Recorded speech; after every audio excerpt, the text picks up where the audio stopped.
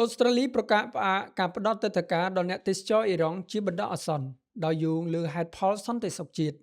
កាលពីពេលថ្មីៗនេះរដ្ឋាភិបាលអូស្ត្រាលីបានសម្រេចដាក់ចេញនូវវិធានការរដ្ឋបិទជាបន្ទាន់ដោយផ្អាកការអនុញ្ញាតឲ្យអ្នកកាន់លិខិតឆ្លងដែនអ៊ីរ៉ង់ចូលប្រទេសជាបណ្ដោះអាសន្នការសម្រេចចិត្តនេះធ្វើឡើងក្នុងបរិបទដែលសង្គ្រាមរវាងសហរដ្ឋអាមេរិកអ៊ីស្រាអែលនិងប្រទេសអ៊ីរ៉ង់កំពុងឆាបឆេរយ៉ាងខ្លាំងដែលបង្កឲ្យមានក្តីបារម្ភផ្នែកអន្តោប្រវេសន៍និងសន្តិសុខជាតិក្រសួងមហាផ្ទៃអូស្ត្រាលីបានបញ្ជាក់ថាស្ថានភាពសង្គ្រាមក្នុងប្រទេសអ៊ីរ៉ង់បានធ្វើឲ្យហានិភ័យកើនឡើងដល់កម្រិតមួយដែលអ្នកកាន់ទិដ្ឋាការរយៈពេលខ្លីអាចនឹងមិនព្រមចាកចេញពីប្រទេសអូស្ត្រាលីដើម្បីត្រឡប់ទៅមាតុភូមិវិញនៅពេលដែលទិដ្ឋាការរបស់ពួកគេផុតកំណត់លោក Tony Burke រដ្ឋមន្ត្រីក្រសួងមហាផ្ទៃបានសង្កត់ធ្ងន់ថាការសម្រេចថាអ្នកណាអាចស្នាក់នៅអូស្ត្រាលីជាអចិន្ត្រៃយ៍ត្រូវតែធ្វើឡើងតាមរយៈច្បាប់និងការសម្រេចចិត្តរបស់រដ្ឋាភិបាលហើយមិនគួរជាលទ្ធផលចៃដន្យដែលកើតចេញពីការកក់សម្បុត្រមកដើរកំសាន្តនៅឡើយលោកបានបន្ថែមថាទិដ្ឋាការជាច្រើនដែលបានផ្ដល់ឲ្យមុនពេលផ្ទុះសង្គ្រាមប្រហែលជានឹងមិនត្រូវបានអនុម័តឡើយ